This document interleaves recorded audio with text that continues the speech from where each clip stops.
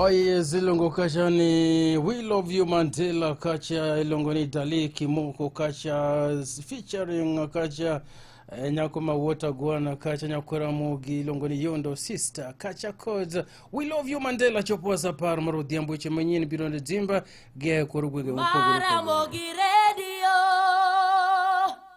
radio Ramogi Karchun Jaluo Matuch e korugwege Giroda Odhiambo. Machigni jatenda migao mar arita kwe Kipchumba Murkomen nowacho ni gima ne otimore odiochieng' manyoro ne ok en ng'anyo mamuol to ne en monj mabende ne obagi kod jonjore mabende ne opondo ei ng'anyo. Parliament and State House to make sure that they show that they have achieved some sort of a regime change. So this is nothing to do with protests. This is nothing to do with freedom of expression. It was an unconstitutional attempt to change the regime of this republic. Yesterday, the police were able to foil an attempted coup. Jatend migao no bende owacho ni opuoyo bila kuom tich maber mabende ne gitimo ng'anyo mane otimore odiochieng' manyoro kowacho ni gima notimre no ne ok en ng'anyo mamuol to ne en mano mar jonjore kata monj mar jonjore. Murkomen owacho ni nitiere bunde kata kanyakla kod lepo bila mabende no kwale kinde ng'anyo no ka ogolo siem ne jogo mabende lande mbui ni ne gikwalo bunde kod lepo bila go. Murkomen osingo mar medo chungi obila kuom ne kedo kod gino mabende wacho ni ne mano mar njore mabende no chane e kinde ng'anyo no. Jotelo mawuok Kweth makwedo sirikal ochopo od thieth ma Kenyatta mar limo jogo mabende no yudo hinyruok e ng'anyo mabende no bagi odiochieng' manyore moko kuom bombe pacho kae. Jatenda duond bura mar Wiper Kalonzo Musyoka owacho ni gibiyie mondo bilo med tiyo gi teko mathoth kuom jong'anyo. Habari pia kwa wale ambao wameuawa nchini kote, na bado tunazidi kupata habari, lakini jambo la kwanza ni kushukuru Mwenyezi Mungu na pia hospitali ya Kenyatta National Hospital na vile vile wenzetu wa Kenya Red Cross. Wengi waliletwa huko na Red Cross na wananchi wenyewe kujaribu kusaidiana. Hata kuna picha moja ambayo inaonyesha sura nzuri sana ingawaje katika maumivu, askari polisi mama moja akisaidiwa na JNC kuonyesha roho ya utu ya vijana wetu. Na kwa hivyo sisi tuko hapa leo na wenzetu hawa kusema pole kwa wote ambao ni waathirika na bado kuhimiza Kalure kod ng'anyo mabende no bago odiochieng' manyoro kod rowere mag Gen Z e boma ma Nairobi kod bombe mamoko e pacho kae. Johala e chuny boma ma Nairobi kwano lal mathoth tok kane otur dukni magi ka bende moko bende ne owang' e kinde ng'anyo no. Moko kuomgi wacho ni ne gikawo hola mar mondo ne gichako ohelnigi kendo koro gikwayo sirikal mondo miyo twag kod rowere mag Gen Z kaka yo mar geng'o ng'anyo mabende nyalo biro bedo kendo e kinde mabiro. Jokenera tiyo gande boma ma Kisumu bende koro golo pachgi kalure kod ng'anyo mabende nokotimore gwenge ma Kaluo. Easter Achieng' ma en director mar riwruok mong'ere kaka Kenya Female Advisory Organization wacho ni okang' makamano ne obwogo ganda mathoth e pacho kae makinde duto ong'eyo ni jong'anyo wuok ga mana e gwenge moko e pacho kae. Achieng' wacho ni kata odoko ni jatenda duond bura mar ODM Raila Odinga to yande ne owacho ni jo Kenya ka ja Kenya ni kod ratiro mar ng'anyo. Onge jang'anyo mane wuok oko e gwenge ma Kisumu, Siaya, Homa Bay kod Migori. Kore mowacho ni ng'anyo ma wawacho gi opogre gi ma ji ne paro ni dhi timore. Mondo wach ni kanyo hotspot, kanyo ji jokuoye, mano gima ji timo, ji nowacho ni timo gini mopogre e gin nen kamano. So mage mowacho ni kik wach ni koro ji dwa loko ni kamoro nego bedni ka ng'ato dwa wacho gimoro ma kidwa ng'anyo to in mana wacho ni in mana janjore gima chal kamano. Nikech sani koro iwacho ni gik moko lokre nikech jonjore gintiere kara gintiere kuonde te. Ok en mana Kisumu kende. Nikech jok mane ntiere Nairobi ka ne gin mana joluo kende. mi wacho ga ni mago jok moa e piny koni ema jonjore. Koro me mo wacho ni jogi ntiere kuonde te. Ma ka idwa ng'anyo to jogo bende donjo mabet jokwe. Kata Kisumu ka wasidhi e ng'anyo to wayudo jok ma jonjore ma gin tijgi en mana dhi kuogi hinyo ji. E mane mwarango e piny masani. Koloso kod nyakalondo ni Achieng' opuoyo rowere makaluo kuom manyayo kwe ka omedo ni kedo ne ratich oganda ok onego kel midhiero moro amora e pacho kae. Gisibedo ka gitelo ahinya e wechegi. Bende koro ka gisibedo ka pile jokoni bende bedo ka telo ahinya. Jok moko mag piny bende koro omake e wechegi mondo gimbe gidhi nyime. Kuonde moko kata Kisumu kae gik ma ji ok noneno ahinya kata ka ne jok moko wuok. En pile mineno ka gik moko ituro, gik moko iketho ma ji paro ni ne dhi timre koni. Ineno ka gigo ok notimre ahinya Kisumu kae kata chiel ma pile wajni ka jo Kisumu wuok ni dwa timo gimoro to nyaka ne ka gimoro tur mondo king'e kaka ng'anyo nitie. Koro ji ne wuok to ok notimo gik ma ji paro ni timre ga Kisumu pile. Kata Siaya kuma ne ji ntiere ok ne kaka pile ni oneg ng'ato gik machal kamago. Koro ma wacho ni ji olokore ni inyalo ng'anyo, tinyalo ng'anyo gi kwe, tinyalo ng'anyo ka obedo intimidated ma jok moko wacho ni dhi goyi ama jok moko wacho kiki wuogi gik machal kamago. Mage lony moneno ka jopiny. Kwa dhi nyime wayudo ni ja ohala Philip Aroko ma bende ne tudo gi nek mar jaod bura ma Kasipul Charles Ong'ondo Were owe thuolo kendo koro odhi bedo janeno mar piny owacho kata state witness e burano. Aroko ma bende ne odine kaka chiche burano owe thuolo tok okwach kich rango neno mane ochwal e nyime kendo. Aroko ma bende en jasiasa yande ne odagi tudruok moro amora kod nek mar jaod bura ma Kasipul Charles Ong'ondo Were. Imedo winjo matut e kor gwenge gi Roda Odhiambo.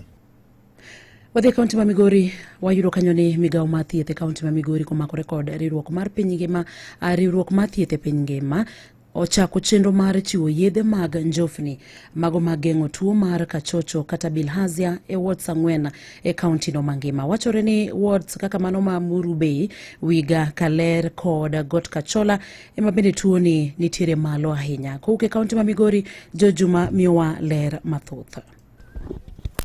Kaunti ma Migori motelo kod kono malo mag jogo mantie kod tuo mar kachocho e piny Kenya mangima kod atamalo 18.9 koreko lipot mogol kod migawo mar thieth. Piny owacho kawo okalo kuom migawono mar thieth kawo riwruogno mar thieth e piny mangima. The World Health Organization dhi nyime kod kedo kod tuoni e kaunti ma Migori kasani ma ino kete wards 4 ma oting'o Muru Bay, Kaler, Got Kachola kaachiel kod Wiga ma tuoni nitiere malo. 2025, this is the first round specifically for the hotspot wards, and this is meant to bring the prevalence of bilharzia down to a manageable level so that we accelerate the journey towards elimination of schistosomiasis. Apisa ma ochune kedo kod tuoche go mano sejwang' ka iparo ni giserumo maong'ere kaka neglected tropical diseases e kaunti ma Migori. Nicholas Makuro wacho ni ward ma Meuru ema sani otelo kod kwan mathoth mag jogo mantie kod tuoni mar kachocho e atamalo 68. With Meuru ward as the leading at 68.1%, followed by Karel ward, Wiga ward at 61%, and then it followed by Karel ward at 57%, and then Got Kachola at 53%. Makuro wacho ni wards gi tuoni nitiere malo nikech oganda tiyo kod pige kaka mano mar nam lolwe, pige go ma opong' kod tuoni.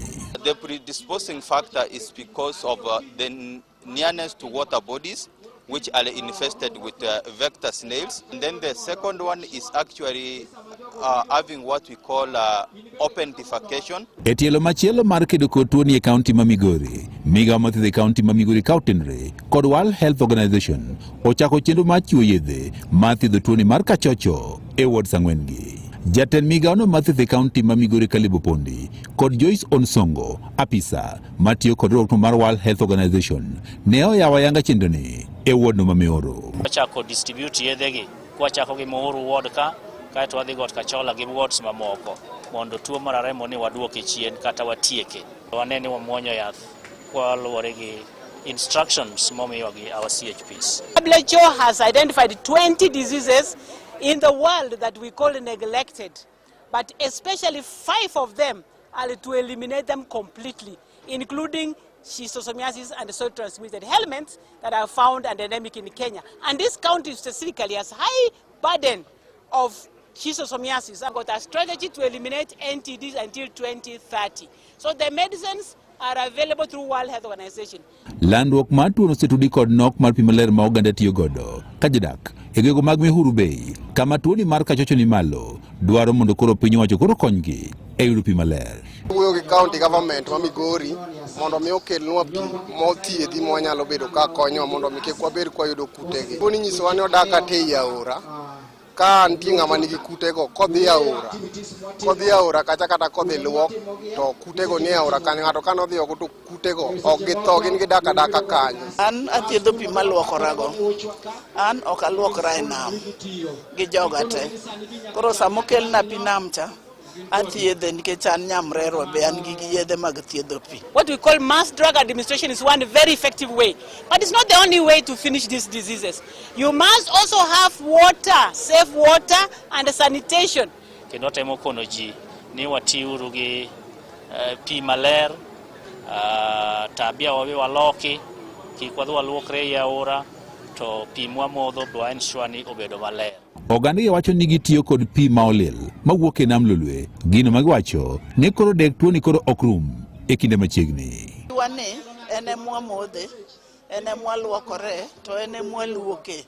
Dwaro nitiere mondo koro piny owacho koro med keto omenda ma inyalo tigo e kedo kod tuoche manosejwang' kae paro ne giserumo ma oting'o kachocho e kaunti ma Migori kaachiel kod piny Kenya mangima. Can no longer rely all the time on wafadhili. We want to put our own investments as a county, as a sub-county, as a country in health. And we can do it. Nenya Kalondo Maramboi kuoke kaunti ma Migori, Anjo Juma.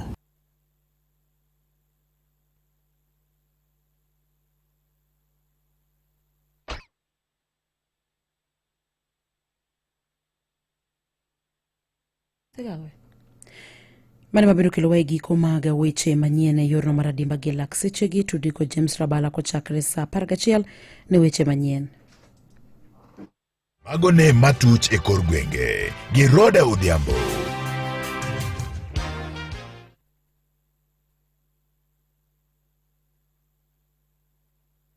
Maramogi Radio Ramogi Karchun Jaluo.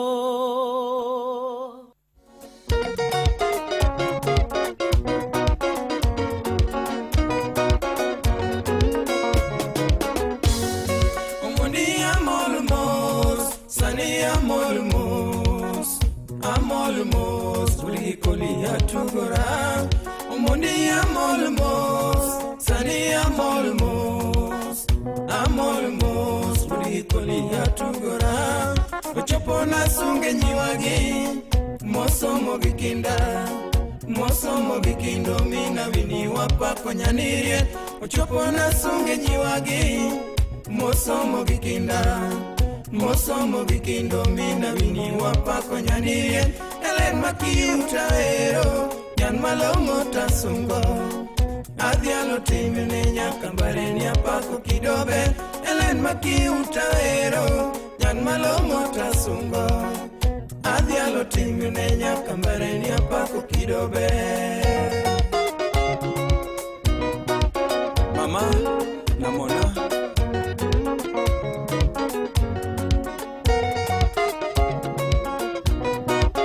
Mosetisia Chola Mombasa someo na Mchumbi Central Gospel Parko Noluonge Airax na Kurukole ile yomedebu. Mombasa someo na Mchumbi Central Gospel Parko Noluonge Airax na Kurukole ile yomedebu. Bagadi campus buore beno somegi kindane. Osomegi kinda mochwe Amerika kocha lady nirie. Bagadi campus buore beno somegi kindane.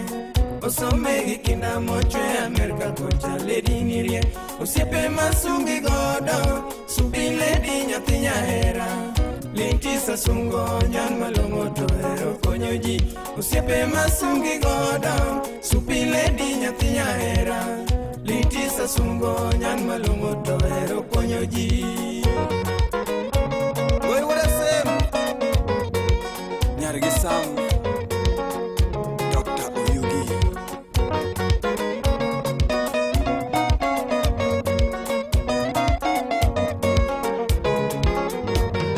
Elena dialigi timini tokenda pati kinda nibe Adialigi timini nyaja lule diongeyo hoyoji Elena dialigi timini tokenda pati kinda nibe Adialigi timini nyaja lule diongeyo hoyoji No de America de somoya kakuri kole nyanirie Osomegi lure nyate joge meni olonye weche thier No de America de somoya kakuri kole nyanirie Osomegi lure nyate joge meni olonye weche thier Omiela moni ngima Elena chogi go siepe nibe Achogi go siepe Kevin Makiu jatelo riek chon Omiela moni ngima Elena chogi go siepe nibe Achogi go siepe Kevin Makiu jatelo riek chon